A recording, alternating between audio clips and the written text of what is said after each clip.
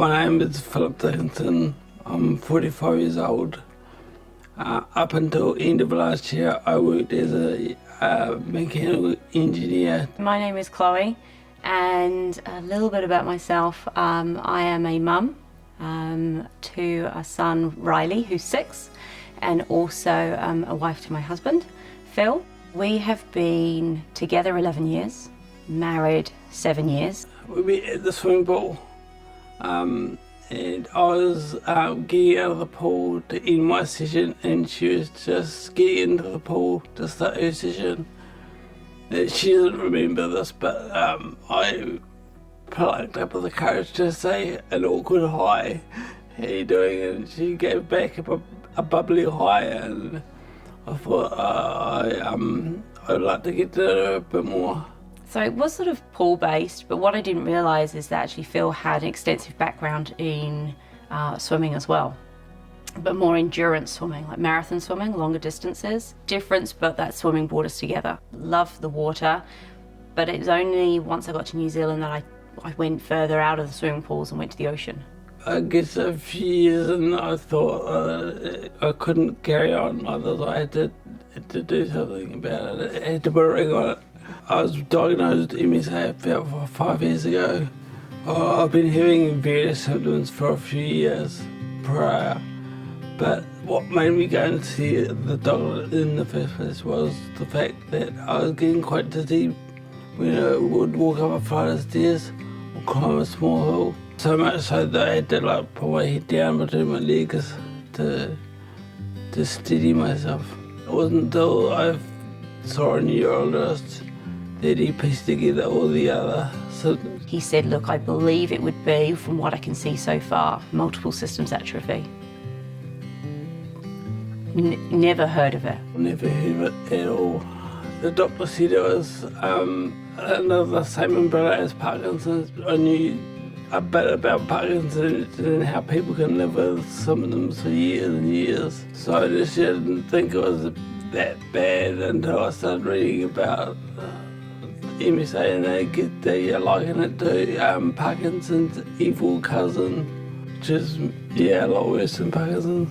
Well, initially I felt a bit of relief because it was the cause of a lot of my issues I'd been having. It was the cause of my failing to empty my bladder properly. It was the cause of acting out my dreams. It was also the cause of waking up in the middle of the night in a pool of sweat. And it was also the cause of my dizziness.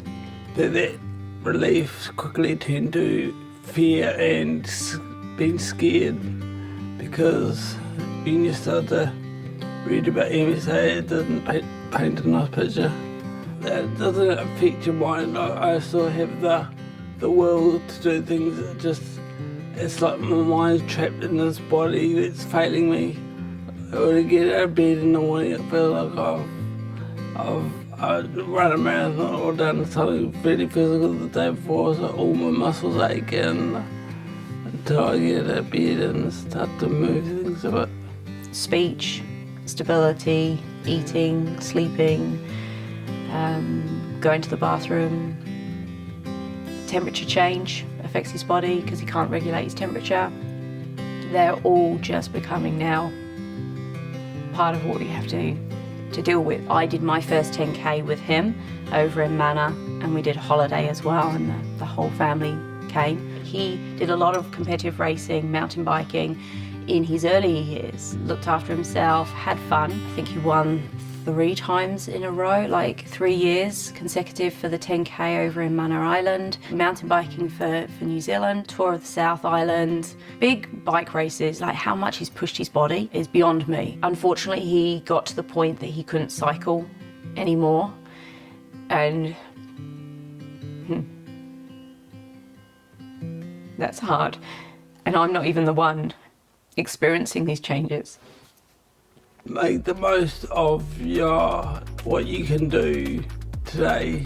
Do the things you can do now. Do it now before it's too late. My neurologist told me that I had a slow progression of the disease. In the last couple of years, it's accelerated. Things are starting to decline quite rapidly now. I would encourage people to do what they can now to make the most of their mobility while they still have it. If you've got a bucket list, do it. If you go and explore, go and experience, go and make memories, because they are actually worth more than gold, because that's what we're still trying to do, but it comes with limitations. Ask for help and get help so that you feel supported. Always think, how can I get more help? The fundraising event that I'm doing is in May. I'm doing a 1K a day in May for MSA.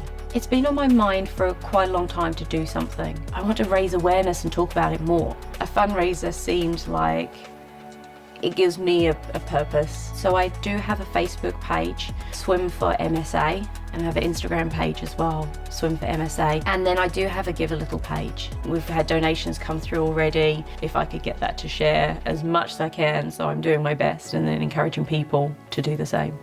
I choose to fight MSA for those like my husband that are less able to. But I'm doing it for him, but also for everyone else that needs support. I choose to fight MSA so that it gives me the longest life possible. The longer I can stay alive, the more likely to get a cure.